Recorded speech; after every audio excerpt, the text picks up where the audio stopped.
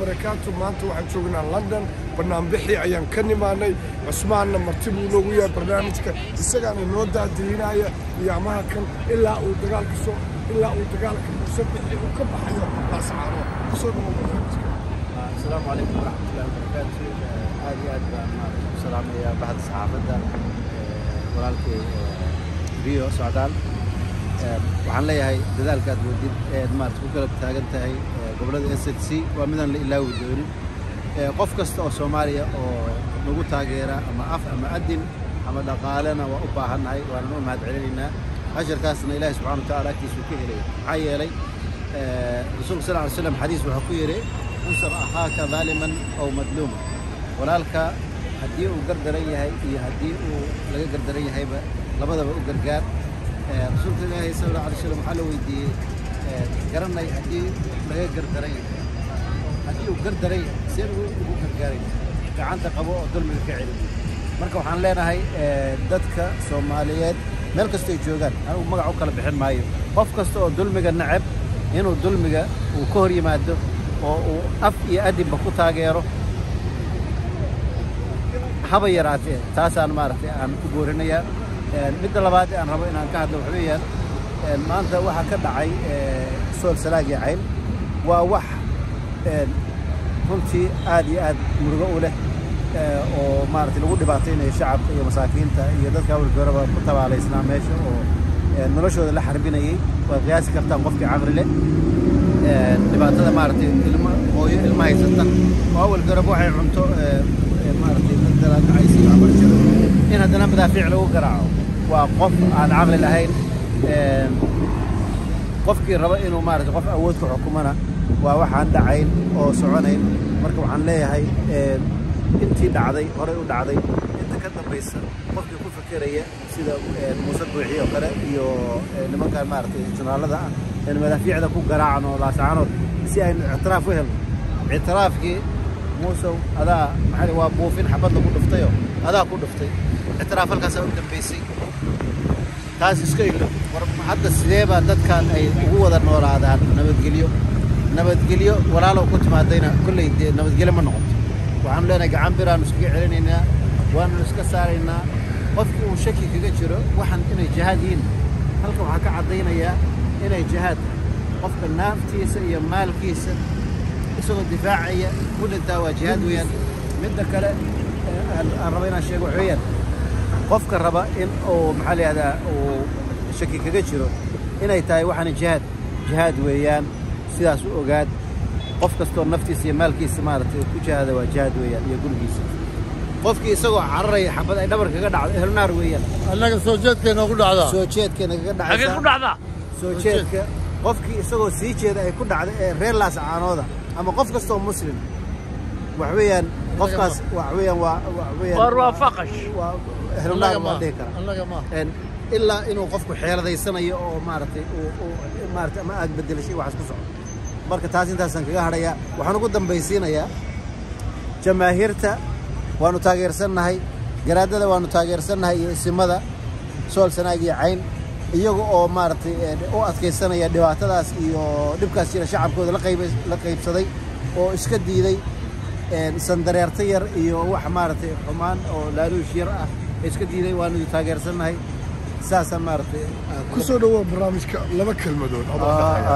aad baad mahadsantiin waxaan qani barnaamijkii marka waxaan doonayaa inaan ka hadlo arinta ah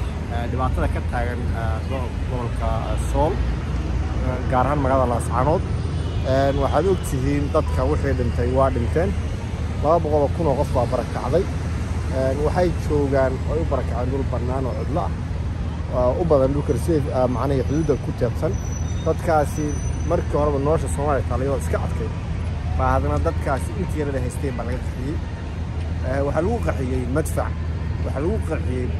BM lagu garaacay dhulkoodii dil soconay dhowr iyo toban anigu waxaan leeyahay waxaan qabaa dadka Soomaalida ah ee taageersan dadka waxa sameynaya warbo intii ni ogeyd wixii hore ka dhacay dhulka waqooyiga 1988 way dareemi karaan dadka markay qaxeen markii dhulka dhibaato ka dhacday haddii aad sidaa ku taageersantiin runtii waa nasiib darro dadka sool sanaag cayn isku dhibi maayaan nuux taani iyo muuse biixi inay intay madfacdan can qabsadaan oo yidhahaan annaka adintana saa isku dhibi maayaan waa dad ka facweyn waa dad ka awood badan waa dad ka ballaanay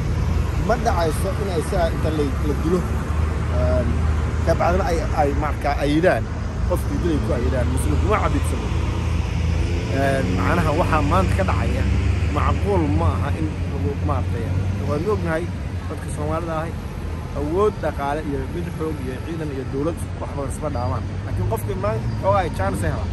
hadduu damco qofkii kale oo markaa isla yahay waa awood daanta hadduu damco ku tunto taasi waxa ma dhacayso haddii taasi dhacayso hargeysa ma waxa laga yaabaa in xukunkii dawladda hore ay xukumi lahayd su'aal baan ku weydiinay walaal iga raali ahado ko reer London ah maxay waajibkeena tahay inaan ka qabano annaga waajibkay waxa weeye ninkaas musabixi iyo rajimkiisa waxaa fangareeya dawladaha caalamka ayaa fangareeya waxaa lagu fangareeyaa charity dad masaakiina ayaan ceelal u qodayaa cunstaala u dhisayaa waxbarasho u samaynaya looma siiyo inuu ku laayo carruur iyo guryo ku dumiyo looma siiyo marka waxaa lagu khasban yahay in lala xaajoodo dawladaha macnihii caawiya ama Soomaaliya dhan ha caawiyaan ama dad group gaar ha caawiyaan waxaa lagu khasban yahay in lala xaajoosto hawshaasna waa socotaa waxaanu leenahay nin ka yimid Soomaaliya dhinaceeda kale ama gabiilay ka yimid ama ka yimid galbeed inuu laascaanood iyo nugaal sool intuu dad ku laayo ku xasuuqo u jiifsado aniga waxaan qabaa arrintaas inaan macquul ahayn marka waxaan odhan lahaa taageerayaashiisa iyo dadka Soomaalida nabadda jecel socdaal maxaad leedahay ku gobgabay lahayd Cabdirasaaq Garaad السلام عليكم ورحمة الله وبركاته هذا ما تنتين وأنت وحنا سجون نمد إن أنكرني ما ننك دقيقة كمصبيحي وحنا شيء يعني one thing وحنا نقد أشي دراويشتا وقرنا يا وحيين دراويشتا نقدر قال هذا الكسور جدنا سكنا بياشيس قال هذا اللي سعدين waxaan u sheegayaa waxba yuusan la harin annaga waxaad noola artay ma jirto diyaar baan ku nahay soo soco waxaad la hadlaayeen jirin